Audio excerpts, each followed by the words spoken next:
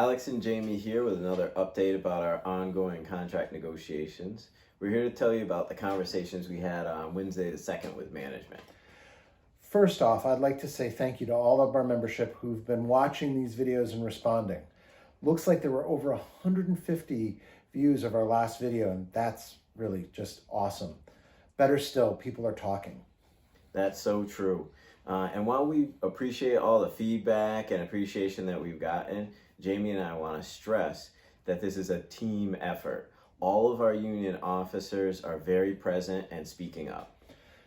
More so, we've been blessed to have many reps and frankly members on these calls and negotiations as well.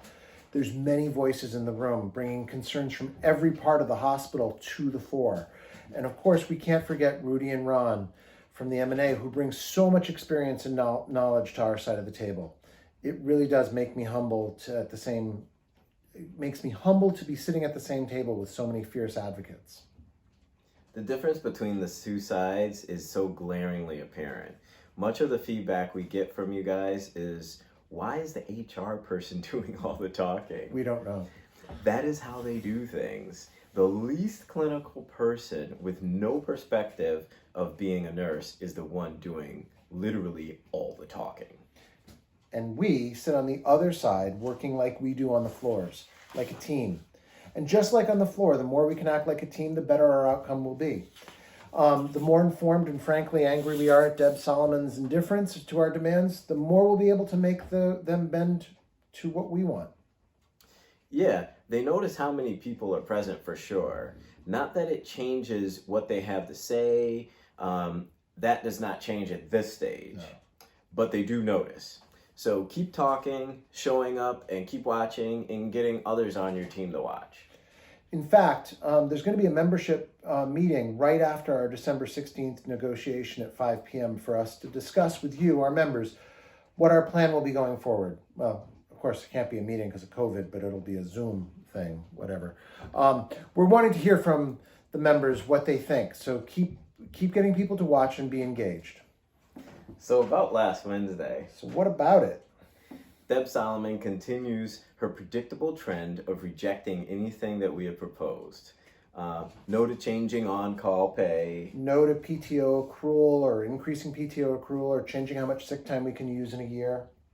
No to tuition reimbursement for per diems, and a significant no to language about arbitration and questions about language, about grievances. And I should mention that first no I mentioned on on-call pay. I was going to get you on that.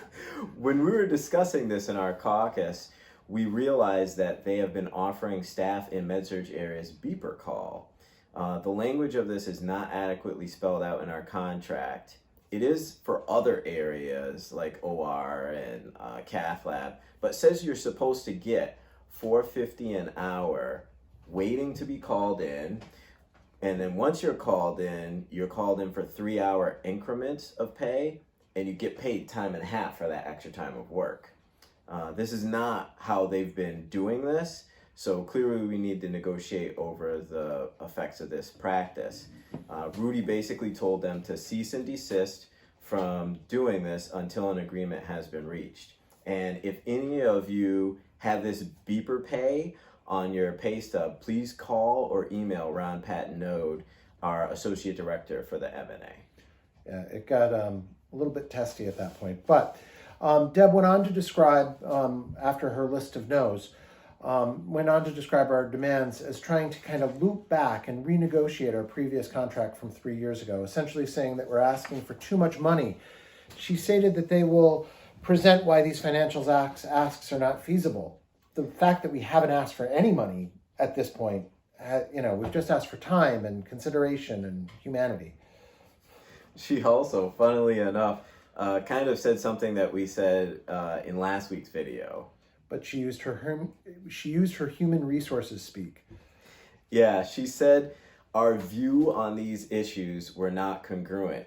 Kind of like saying losing Martin Luther King holiday to get a floating 7.2 hour never being able to use it day is the same, or that giving us 3 sick days is not only sufficient, but certainly not a 70 or 80% reduction in what we had in the past, Or Deb doubling down that you, all of us, the nurses at Mercy, work less than the average Google searched nurse. Perhaps for the first time in these negotiations, we can agree, yes, Deb, our views certainly are not congruent. And at the end of the day, how can they be? They sit in their office and pontificate about what to take away, how to nip and cut from you guys, the hardworking nurses of Mercy, cut our rights and privileges away.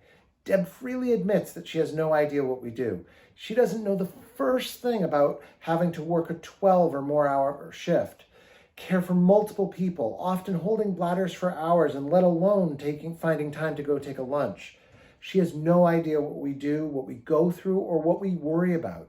And yet she thinks she can tell us that everything is not about time off or compensation. And worse yet, she accuses us of being part of the problem why people don't want to come to work at Mercy. Because we complain too much. It's our fault. We're too vocal. We countered that our asks in this contract about what it means to be a nurse at Mercy.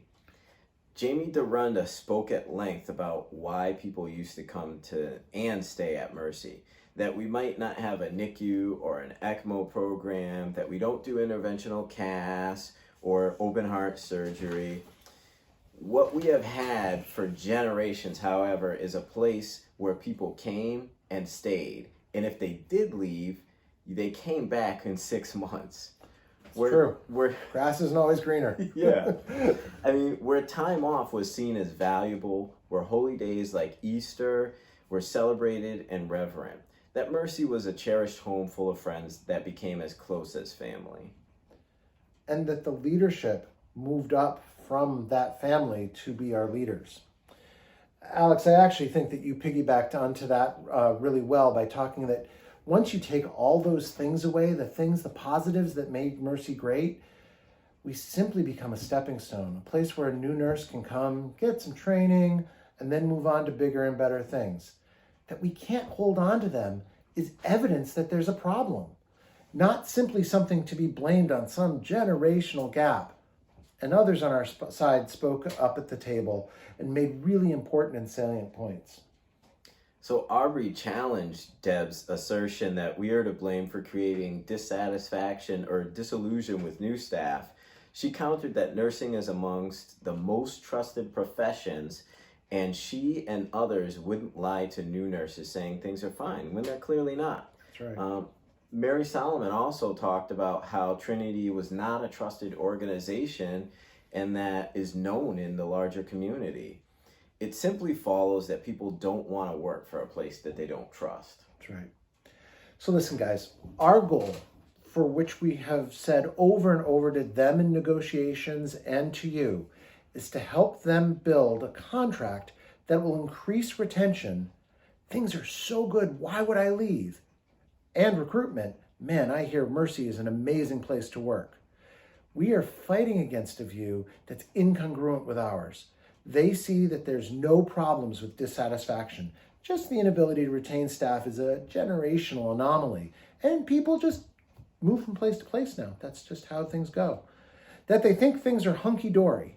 Another example of this, not from the negotiations on Wednesday, but I was at a safe staffing meeting talking about our unsafe staffing forms that we had filled out. And I was told by the HR person that most of the scenarios being described were not unsafe. They were just simply staff frustration. That people called out and now staff remaining had to work harder, and they were upset about that. That there's not enough staff, licensed or ancillary, to make a situation clearly unsafe. For both staff and patients, it's lost on them. They just don't get it. For them, we're just whiners or perhaps lazy. That HR people who don't have a clue about what we do get to judge what and how we do it, it's maddening. Facts. The disconnect is at times astounding. That doesn't mean we're not fighting the good fight, doesn't mean our goals are unattainable, doesn't even necessarily mean we have to convince them that we're right. It just means we have to continue to come together, to stand together and stand up against their callous neglect and indifference. So look, There's going to be another negotiation in video next week, Wednesday the 9th. And please, please remember that on Wednesday the 16th, after that negotiation, there'll be an all-member Zoom meeting, probably around 5. We'll let you know more specifics as we get closer. Please come with your feelings, your questions, and ideas. You will be hearing from our leadership. We'll be hearing from you. And we'll also have the MNA reps, Rudy and Ron, to reflect on where we are, what we have covered, but more importantly, where we want to go from here.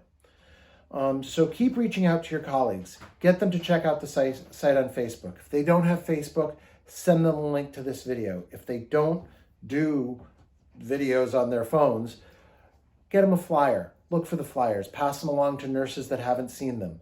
Reach out to your reps. Keep the talking going. The anger you feel at this indifference is what you should feel. It's right. Lastly, remember, we are, say it with me, stronger together. Thank you.